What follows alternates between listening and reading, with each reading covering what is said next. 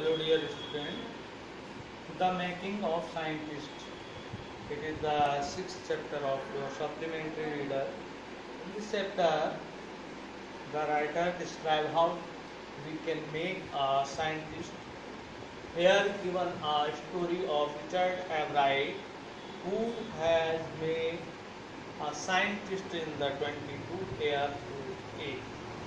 तो रिचर्ड एब्राइट जो कि 22 साल की उम्र में जिन्होंने संसार में कोशिकाओं से संबंधित एक नया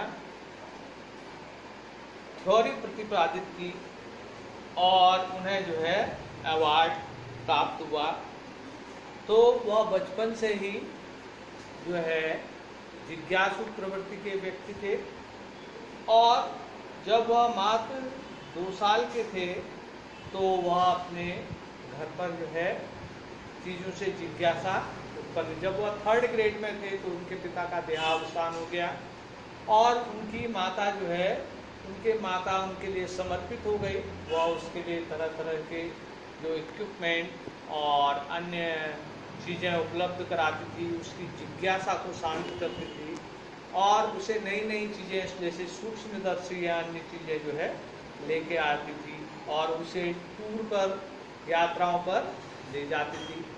और रिचर्ड एब्राइट भी बचपन से ही जिज्ञासु प्रवृत्ति के थे। वह रात भर तारों को एक टक निहारते रहते थे।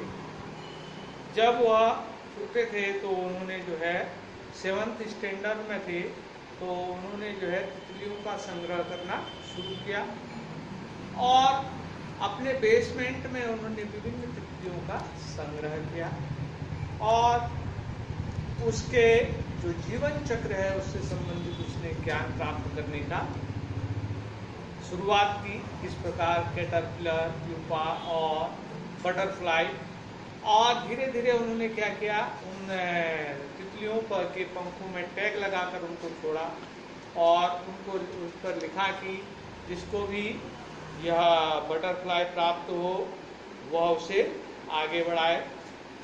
मिस्टर फेडरिक को बढ़ाए जो कि कनाडा में एक प्रोफेसर थे और वे भी उसकी हमेशा जो है किसी भी जिज्ञासा में उसकी मदद करते थे।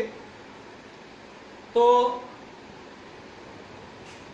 कुछ वर्षों के पश्चात उन्हें 75 किलोमीटर दूर पर मात्र 2 तितलियों को वह पुनः प्राप्त कर सके और इस प्रकार धीरे धीरे इस काम में उनकी रुचि समाप्त होने लगी और उनको जो है इससे जो है अरुचि उत्पन्न होने लगी।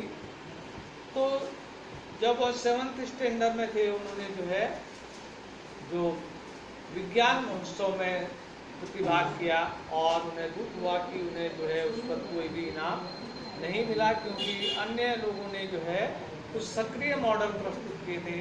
अगली बार उन्होंने अधिक जो है मेहनत की और जो है उन्होंने उस प्रतियोगिता में प्रथम स्थान प्राप्त किया।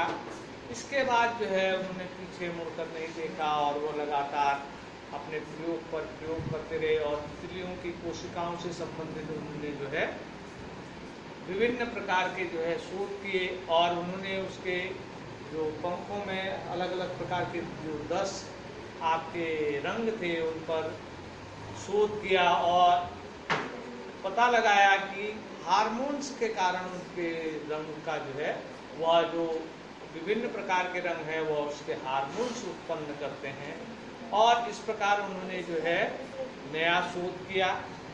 अब कोशिकाओं का अध्ययन करते हुए और भविष्य में यह अनुमान लगाया गया कि वह कैंसर संबंधी या अन्य रोगों का भी जो है निदान इसमें ढूंढेंगे और वह अपने समय के जो है एक प्रसिद्ध वैज्ञानिक बने और अपने मित्र और क्लासरूम में जेम्स आर वोंग के साथ उन्होंने जो है दिन रात काम करके जो है उन्होंने अणुओं पर और कोशिकाओं पर रिसर्च किया और नए नए शोधों को उन्होंने जो है अपने आविष्कार में जगह दी और इस प्रकार जो है कोशिकाओं से संबंधित नई नई उन्होंने खोजें की और तितलियों के जीवन चक्र पर उन्होंने समग्र रूप से जो है अपना ज्ञान जो है विज्ञान जगत को बांटा। इस प्रकार जो है रिचर्ड एब्राहिट जो है अपने जमाने के जो है प्रसिद्ध जीव